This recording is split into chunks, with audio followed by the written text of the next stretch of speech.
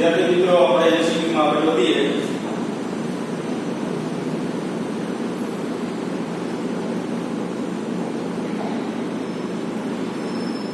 ચાલો આપણે 143 માં ગણ્યો તો બરાબર છે.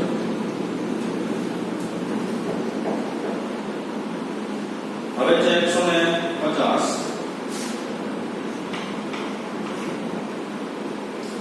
સમાન ઝડપ ધરાવતા પ્રોટોન અને આલ્ફા કણ સમાન ચુંબકીય ક્ષેત્રમાં લંબરૂપે દાખલ થાય છે.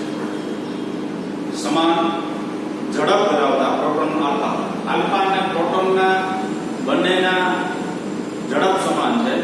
ચુંબકીય ક્ષેત્ર લંબરૂપે દાખલ, ધારો કે આમ ચુંબકીય ક્ષેત્ર હોય તો આમ બે લંબરૂપે દાખલ થાય છે.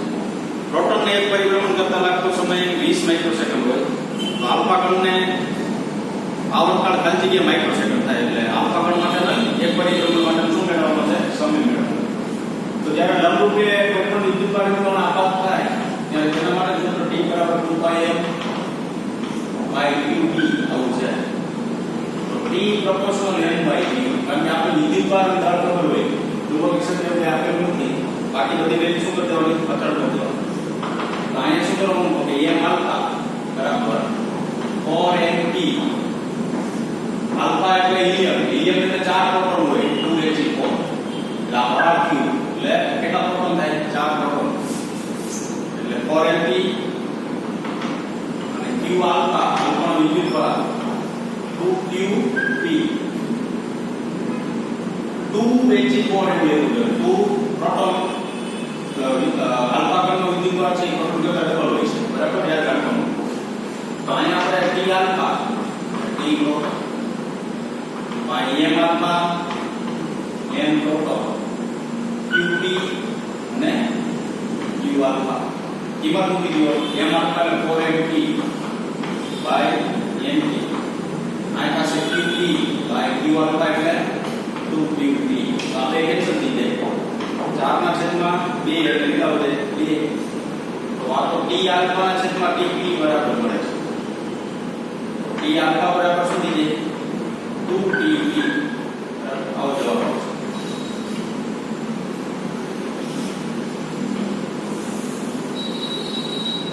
ચાલો આગળ જઈએ. લાંબા સૂર્યપ્રકાશ તાર 10 સેન્ટીમીટર ત્રિજ્યાના વર્તુળાકાર લૂપમાં વાળેલ છે. જો આ લૂપમાંથી 151 છે, લૂપમાંથી આ બિંદુ વિદ્યુતપ્રવાહ પસાર કરવામાં આવે તો લૂપના કેન્દ્ર C પાસે ઉદ્ભવતું ચુંબકીય ક્ષેત્ર અને દિશા અંદાજિત મેળવો. ચુંબકીય ક્ષેત્રની દિશા અંદાજિત મેળવવાની છે. 151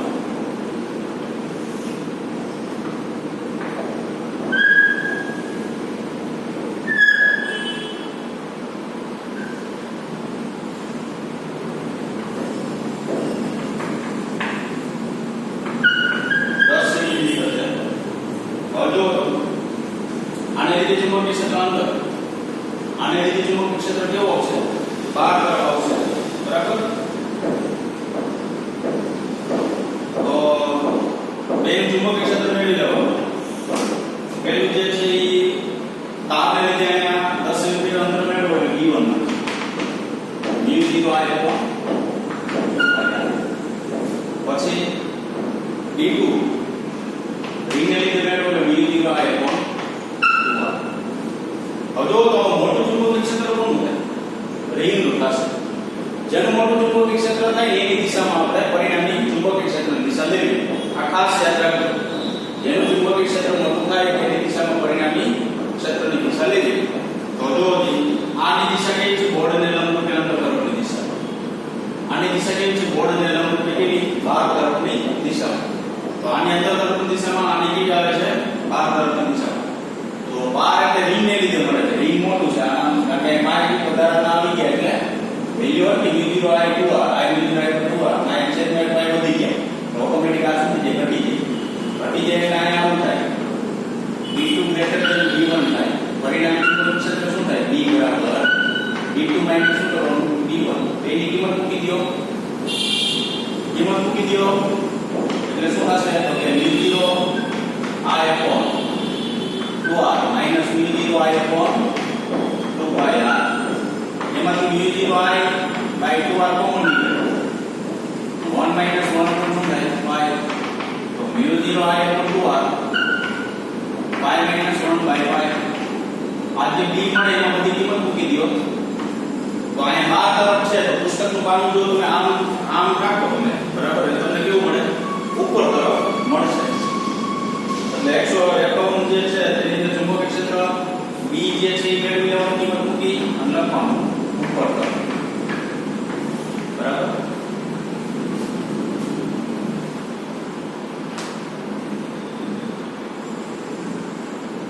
152 જોજો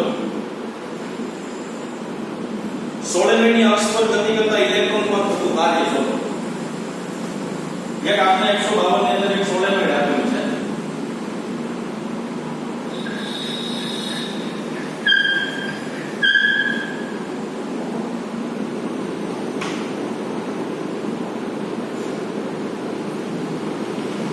આની અક્ષ છે આ v વેક્ટર છે હવે અક્ષ પર ગતિ કરે આ દિશામાં ગતિ કરે હા અક્ષ પર ધારો કે આ દિશામાં ગતિ કરે ચુંબકીય ક્ષેત્ર કઈ દિશામાં હોય એ દિશામાં હોય ચુંબકીય ક્ષેત્ર કઈ દિશામાં હોય છે એ જ દિશામાં હોય છે શું કામ તો સોલેનોઇડમાં ચુંબકીય ક્ષેત્ર અક્ષને કેવું હોય છે સમાંતર હોય છે એટલે ચુંબકીય ક્ષેત્રની દિશા v ની દિશા v vector cross b vector પ્રમાણે q બળ છે બળનું સૂત્ર F બરાબર q * v vector cross b vector તો b અને b વચ્ચે ખૂણો 0 થાય તો બળ શું થઈ જાય 0 તો બળ 0 થાય તો આપણી પાસે કાર્ય એટલે શું તો W બરાબર F સ્થાનાંતર મોમેન્ટ ઉપર રહી બળ કેવું છે આપણી પાસે 0 કાર્ય શું થઈ જાય 0 આનો મતલબ શું થયો કે ઇલેક્ટ્રોન જે છે તેને કોઈ સોલેનોઇડની અક્ષ ઉપર ગતિ કરવા માટે કોઈ પણ પ્રકારનું કાર્ય કરવું પડતું નથી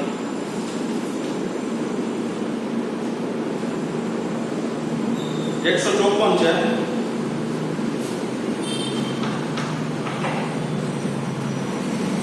આકૃતિમાં દર્શાવ્યા પ્રમાણે બે સમોચ્ચ સોલેનોઇડનો સમાન અક્ષ પર v બરાબર 0 થવા શું આવશ્યક છે તો સોલેનોઇડ કેવું આપેલું છે તે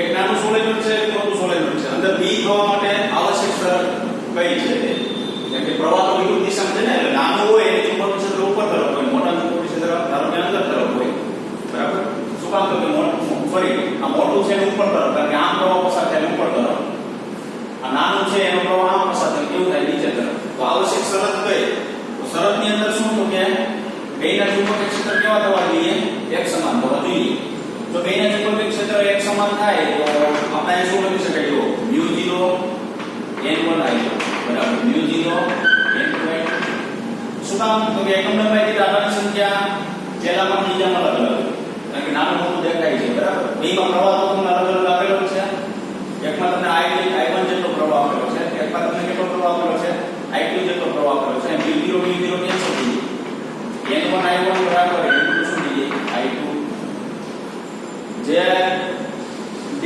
ઓપ્શન આપેલું છે બરાબર અથવા C ઓપ્શન તો આપેલો છે જો શું કામ C ઓપ્શન આપેલો છે તો કે બે પ્રવાહ હરખા થવા જોઈએ અને બે એકમ લંબાઈની આધાર સંખ્યા આપેલી છે સોલેનોઇડ બે હરખા થઈ જાય તો ચુંબકીય ક્ષેત્ર સમાન જ મળે તો ચુંબકીય ક્ષેત્ર સમાન મળે તો પરિણામી ચુંબકીય ક્ષેત્ર શું થઈ શકે શૂન્ય થઈ શકે બરાબર એટલે આનો ઓપ્શન છે C લખી શકાય અને ઓપ્શન B પણ લખી શકાય આ ચુંબકીય ક્ષેત્ર સમાન તો આવું મળે અને જો ચુંબકીય ક્ષેત્ર સમાન ધારો કે કરવા માટે તો તમારો પ્રવાહ સમાન જોઈએ અને એકમ લંબાઈની આધાર સંખ્યા સમાન જોઈએ એટલે I1 I2 અને N2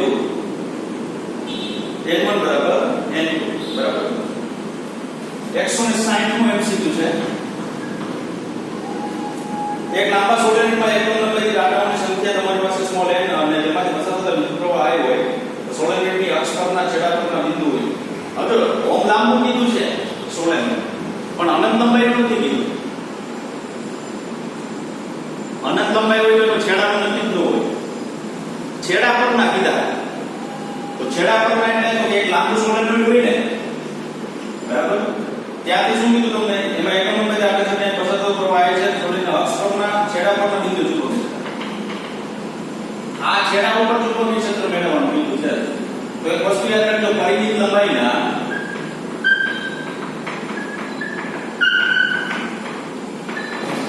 સોલેનોઇડ માટે નું સમીકરણ B બરાબર μ0 small ni by 2 sin alpha 1 plus sin alpha 2. તમને ખબર હોય તો પરિમિત લંબાઈના તાર માટેનું ચુંબકીય ક્ષેત્ર એવું μ0 આયતન 4 pi y sin theta 1 plus sin theta 2. એવી રીતના પરિમિત લંબાઈના સોલેનોઇડ માટે છે μ0 small ni by 2 sin alpha 1 plus sin alpha 2.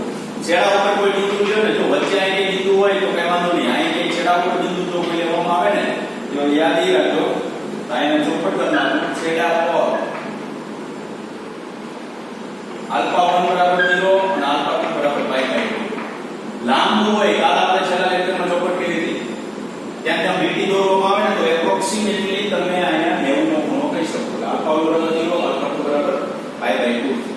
તો અહીંયા b બરાબર શું થાય? 0 મૂકલ 0, પાઈ બાય 2 મૂકલ 1, તો μ0 સ્મોલ ni બાય 2. આ સૂત્ર જે છે એ આપણી ટેક્સ્ટબુક ની અંદર નથી, ખાસ નોંધ લેજો.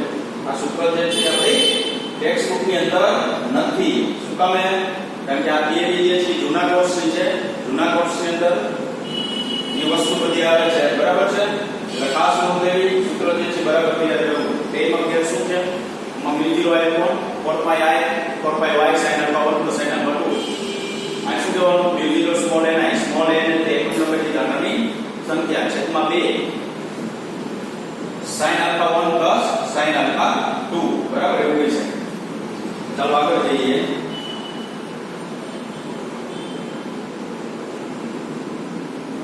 એકસો ને 5000 આંટાવાળા એક ટોરોઇડના કોરની અંદરની અને બહારની ત્રિજ્યા 1.13 સેન્ટીમીટર અને 14 સેન્ટીમીટર છે. જ્યારે 4 એમ્પીયરનો વિદ્યુત 0.4 એમ્પીયરનો વિદ્યુત પ્રવાહ પસાર થાય ત્યારે ટોરોઇડના અંદરના વિભાગમાં ઉદ્ભવતું ચુંબકીય ક્ષેત્ર 2.5 ટેસ્લા છે. આવું દાખલો એક તો આપણે આવી ગયું ઓલરેડી, બરાબર છે? પણ ફેર માત્ર શું છે તો કે ખાલી ચુંબકીય ક્ષેત્ર ક્યાં મળે એ લેવાનું, અંદર, બહાર અને કોરની અંદર. હવે શું કીધું? તો ટોરોઇડના કોરની સાપેક્ષ પરમિએબિલિટી ત્યાં સુધી જે લગાવી આપણે શૂન્યાવકાશની પરમિએબિલિટી હવે કેવી મેળવવાની છે? સાપેક્ષ કીધી. તો પહેલા વસ્તુ તો n બરાબર આ કેટલા છે? 5000 છે. r1 ત્રિજ્યા છે 13 સેન્ટીમીટર છે અંદરની, બહારની ત્રિજ્યા 14 સેન્ટીમીટર છે. સરેરાશ ત્રિજ્યા કેટલી થાય? એટલે વચ્ચેનું કોઈ બિંદુ આવી જશે 13.5 × 10 - 2 મીટર. પ્રવાહ આપેલો 0.4 એમ્પિયર, b આપેલું છે 2.5 ટેસ્લા આપેલું છે. તો b બરાબર μ લેના. શું કામ μ લીધું? શૂન્યાવકાશમાં નથી મેળવવાનું, સાપેક્ષ કીધું, બરાબર? તો સાપેક્ષ મેળવવાની છે તો આપણી પાસે સાપેક્ષ માટે સૂત્ર જ પડ્યું, એપ્સિલોન r બરાબર એપ્સિલોન / એપ્સિલોન g. પહેલા ચેપ્ટરમાં એવું હશે. આને સાપેક્ષ પરમિટિવિટી કહેવાય. શૂન્યાવકાશની પરમિટિવિટી, કોઈ માધ્યમની પરમિટિવિટી. તો અત્યારે કોઈ માધ્યમ છે આપણી પાસે, એટલે એના માટે ચુંબકીય ક્ષેત્ર મેળવશું. તો માધ્યમ માટેની પરમિટિવિટી મેળવવા માટે તો b છે સ્મોલ n કેપિટલ I. સાપેક્ષ પરમિયાબિલિટી μ r બરાબર μ/μ g. આવું સૂત્ર છે, બરાબર? સાપેક્ષ પરમિયાબિલિટી મેળવવી હોય તો માધ્યમની પરમિયાબિલિટી આપણી પાસે હોવી જોઈએ. તો સાપેક્ષ પરમિયાબિલિટી મળે. કિંમત મૂકીએ તો μ ની કિંમત ઉપર p સ્મોલ n I ના μ0 b I સ્મોલ n એટલે કેપિટલ N, ટોરોઇડ ક્ષેત્ર 2 pi r રાખો ઇન્ટુ μ0. આ n નો રેખા એકમ લંબાઈ રાખા, કારણ કે એકમ લંબાઈ રાખા ડાયરેક્ટ આપણે લખી નથી શકાય. કુલ આકારની જગ્યા મળે છે, બરાબર? તો આની અંદર બધી શું દેવાની? કિંમત મૂકી દેવાની. સાપેક્ષ પરમિયાબિલિટી નો એકમ નહીં આવે. સાપેક્ષ પરમિયાબિલિટી b એટલે શું એટલે મૂકી દેવાનું 2.5. આ એટલે શું દેવાનું? વિદ્યુત પ્રવાહ 0.4 0.4 કુલ આકાર 5000 2 પાઈ r એમાં 2 પાઈ r મૂલ્ય 1.5 10 - 2 μ 0 4/10 - 7 આનો એકમ નહીં આવે. શું કામ એકમ ન આવે? બે પરમિયાબિલિટી નો ગુણોત્તર છે ન્યુ છે અને ન્યુ 0 છે. એ બેનો શું છે? અહીંયા ગુણોત્તર છે. તો એનો ગુણોત્તર જે છે એ જો લેવામાં આવે તો તમને કોઈ પણ પ્રકારનો રિઝલ્ટ મળે નહીં.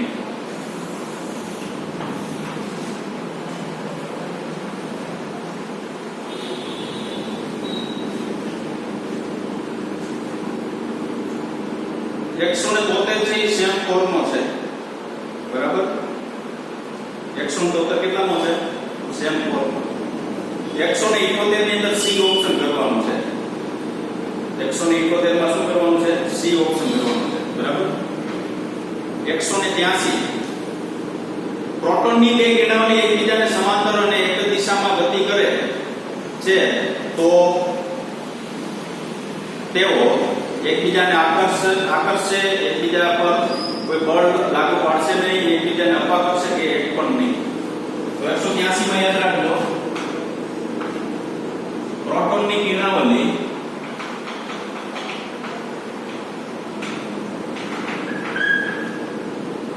એક જ દિશામાં વહેતા વિદ્યુત પ્રવાહનું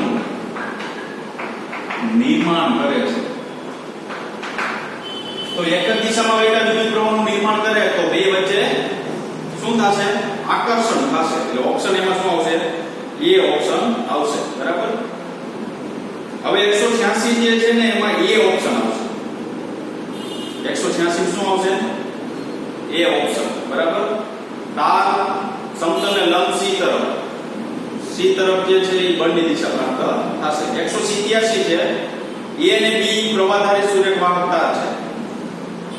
એ અને બી જે છે ને એ પ્રવાહધારી સુરેખ વાહકતા છે. જો પ્રવાહ બે એક દિશામાં દર્શાવ્યો છે, એક દિશામાં દર્શાવ્યો, બે વચ્ચે શું થાય? આકર્ષણ. પછી શું કીધું? ઓલા બે ઇલેક્ટ્રોન બીમ છે તો ઇલેક્ટ્રોન બીમ હંમેશા એકબીજાને અપા કરશે. ઇલેક્ટ્રોન બે બીમ આમ જતા હોય ને તો એકબીજાને અપા કરશે. પ્રોટોનની કિરણાવલી જતી તો બે એકબીજાને શું કરે? આકર્ષે. વિદ્યુત પ્રવાહનું નિર્માણ થાય એટલે બેનું શું થયું? આકર્ષણ. તો 187 ની અંદર બી ઓપ્શન આવશે. એ બી શું છે? સુરેખ વાહકતા છે. એક દિશામાં પ્રવાહ થાય તો એનું આકર્ષણ થાય. ઇલેક્ટ્રોન હોય તો બેનું શું થઈ જાય? અપાકર્ષણ થાય. બી ઓપ્શન એમાં મળશે, બરાબર. 190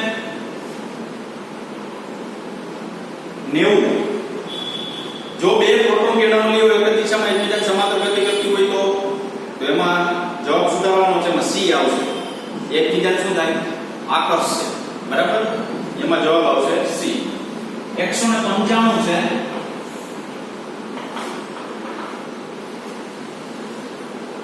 જો કોઈ એક સ્પ્રિંગ કમાનમાંથી વિદ્યુત પ્રવાહ પસાર કરવામાં આવે તો સંકોચન થાય, વિસ્તરણ થાય, દોલન કરે, એકબીજા એક પણ નહીં.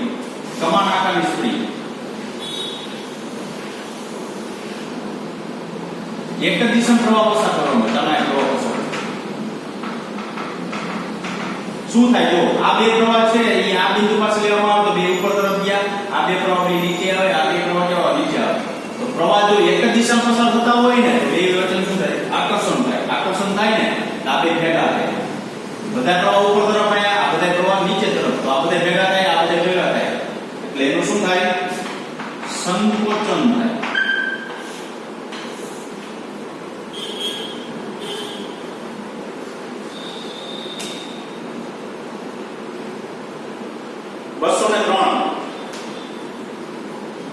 y a sin pi by x by x by l 0 less than or x less than or l 2l અનુસારના વક્ર જેવો આકાર ધરાવતા આ વિદ્યુત પ્રવાહધારી વાહકતારને સમાન ચુંબકીય ક્ષેત્રમાં મૂકેલ છે. વાહકતાર પર લાગતું બળ, વાહકતાર છે ને આમ છે, જુઓ. પાઇપનું બળ BIL, આઈનું બળ BIL, ટોટલ બળ કેટલું થઈ જાય? 2BIL, બરાબર. કારણ કે IL vector cross P vector પ્રમાણે તમને 90 નો ખૂણો મળશે L અને B વચ્ચેનો, કારણ કે B અંતર તરફ છે ને L સ્પર્શકની દિશામાં મળે. 90 નો ખૂણો મળશે, બરાબર. તો ટોટલ B કેટલું? 2BIL છે. કારણ કે બળ તો આખેમાં લાગશે ને તમને, બળની દિશા તો ફરશે નહીં, બરાબર. એ તો અચળ રહેશે. 204 નો છે MCQ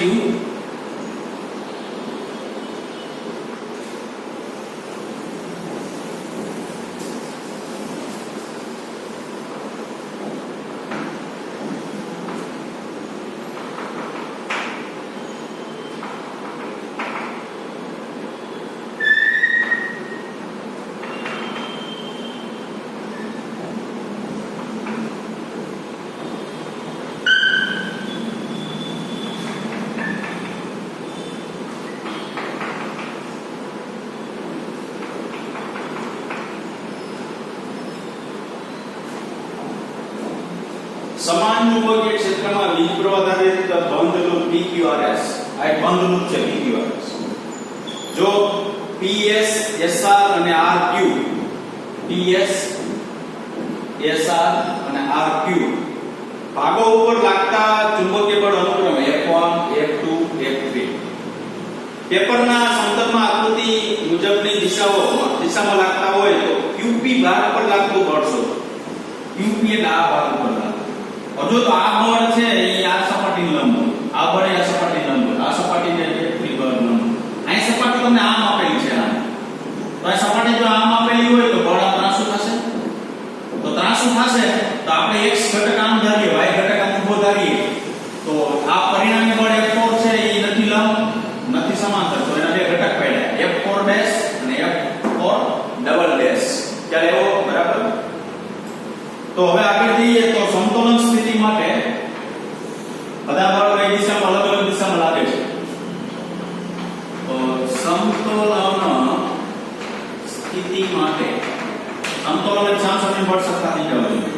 તો F3 આ F3 બળ આમ છે તો એની વિરુદ્ધ દિશામાં કેટલા બળ છે? બે બળ છે. તો F1 અને F4 ડેશ 4 ડબલ ડેશ. આમ F3 છે વિરુદ્ધ દિશામાં બે બળ છે F1 અને F4 ડબલ ડેશ. અને F2 નીચે તરફ છે ઉપર તરફ કોણ છે? F4. આ બધા આમ જેટલા છે ને એટલા આમ. તો આમ બે છે બેનો સરવાળા જેટલો થવું જોઈએ તો આ બેલેન્સમાં રહે. નીચે જેટલું છે એટલું ઉપર રહેવું જોઈએ તો એ શું રહે? બેલેન્સમાં રહે. તો PQ બાજુ પર લાગતું બળ, PQ બાજુ પર લાગતું બળ કેટલું છે? તો આપણી પાસે F4 છે તો under root F4 dash square plus F4 double dash. કારણ કે આ પરિણામી બળ તમારે મેળવવાનું છે તો આ બે જે છે એનું પરિણામી બળ છે બરાબર. તો F4 ડેશ શું છે? તો અંડરરૂટ માં શું લખવાનું? F2 નો square plus F4 double dash. તો અહીંયા હું F4 ડબલ ડેશ નું કરતા કર દો તો F3 F1 થાય. તો અહીંયા લખી શકાય F3 F1 નો શું થાય? સ્ક્વેર. F3 F1 નો સ્ક્વેર. તો જવાબ આવશે એમાં B ઓપ્શન આવશે બરાબર.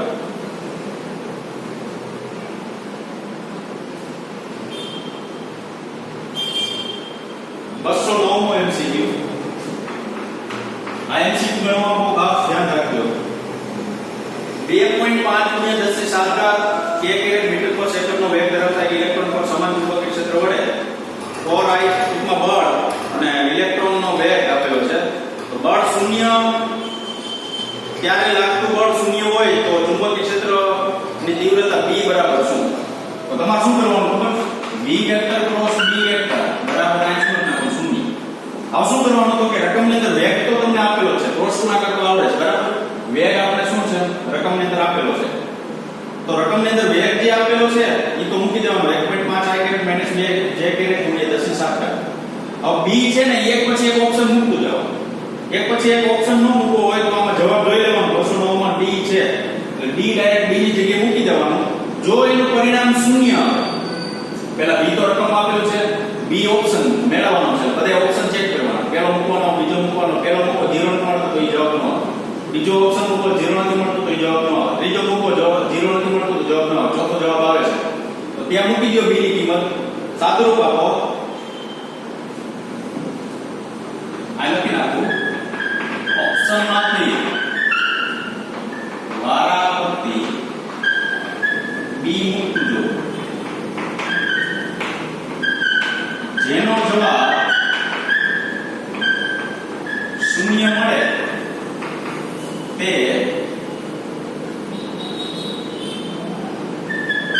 જવાબ સાચો. જેનો જવાબ આપને શું પ્રાપ્ત થશે? શૂન્ય પ્રાપ્ત થાય તે જવાબ સાચો બરાબર છે. બસ અહીં સુધી આપણે રાખીશું 209 સુધી.